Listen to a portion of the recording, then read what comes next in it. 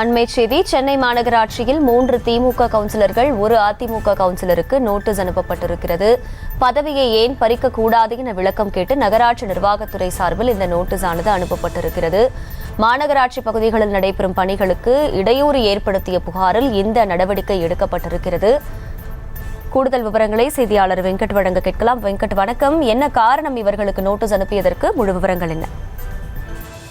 வணக்கம். சென்னை மாநகராட்சியில நடைபெற்று வரக்கூடிய அந்த திட்ட பணிகளுக்கு தொடர்ந்து இடையூறு ஏற்படுத்தியதாக கூறி 3 திமுக கவுன்சிலர்கள், 1 அதிமுக கவுன்சிலர்கள் என மொத்தமாக 4 கவுன்சிலர்களுக்கு அவர்களது பதவியை பறிக்கும் விதமாக நகராட்சி நிர்வாகத்துறையுடைய முதன்மை செயலாளர் கார்த்திகேயன் நோட்டீஸ் அனுப்பியிருக்கிறார். அதாவது இந்த நகராட்சி திட்ட பணிகள் நடைபெற்று வரக்கூடிய பகுதிகளில் அதிக கமிஷன் கேட்டு பணிகளை நிறுத்துவது, அதே போல ஒப்பந்த நிறுவன ஊழியர்கள் மீது தாக்குதல் நடத்துவது, அதிகாரிகளை தரைக்குறைவாக பேசுவது, இது போன்ற புகார்கள் என்பது இந்த கவுன்சிலர்கள் மீது அடிக்கடி வந்திருக்கிறது.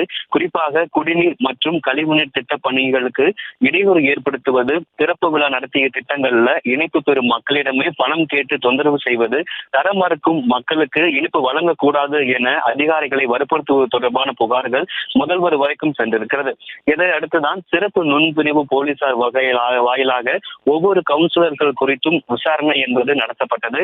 மாதாவரம், அம்பத்தூர், பெருங்குடி, சோழிங்கநல்லூர் மண்டலங்கள்ல இருக்கக்கூடிய சில கவுன்சிலர்கள் மீது மக்கள் அதிருப்தியில இருப்பதாகவும், இந்த திட்டப்பணிகளுக்கு ஏற்பட்ட இழப்பு குறித்தும் இடையூறு குறித்தும் அதே போல நகராட்சி நிர்வாகத்துறை அமைச்சர் KN நேருக்கும் அறிக்கை என்பது சமர்ப்பிக்கப்பட்டது. இதனை அடுத்து 3 திமுக மற்றும் 1 அதிமுக கவுன்சிலர்களுக்கு நகராட்சி நிர்வாகம் மற்றும் குடிநீர் வழங்கல் துறை முதன்மை செயலாளர் கார்த்திகேயன் நோட்டீஸ் அனுப்பியிருக்கார். இந்த நோட்டீஸ்ல என்ன குறிப்பிடப்பட்டிருக்கு அப்படின்னா, நகர்ப்புற உள்ளாட்சி அமைப்புகள்ல சட்டம் 1998 பிரிவு 52(1) படி உங்கள் மீது உள்ள குற்றச்சாட்டுகளுக்கு ஏன் கவுன்சிலர் பதவியிலிருந்து உங்களை நீக்க கூடாது என அந்த நோட்டீஸ்ல குறிப்பிட்டு இருக்கிறது. 4 கவுன்சிலர்கள் பதவி பறிக்கப்பட வாய்ப்பு இருக்கக்கூடிய சூழ்நிலையில் மேலும் சில கவுன்சிலர்கள் மீது அடுத்தடுத்த நோட்டீஸ் வழங்க இருப்பதாகவும் மாநகராட்சி அதிகாரிகள் தெரிவித்திருக்கின்றனர்.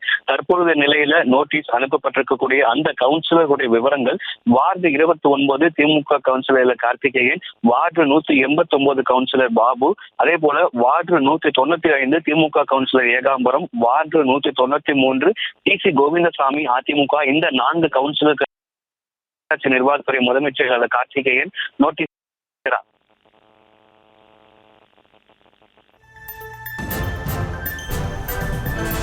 விவரங்களுக்கு நன்றி வெங்கட்ரமணன்.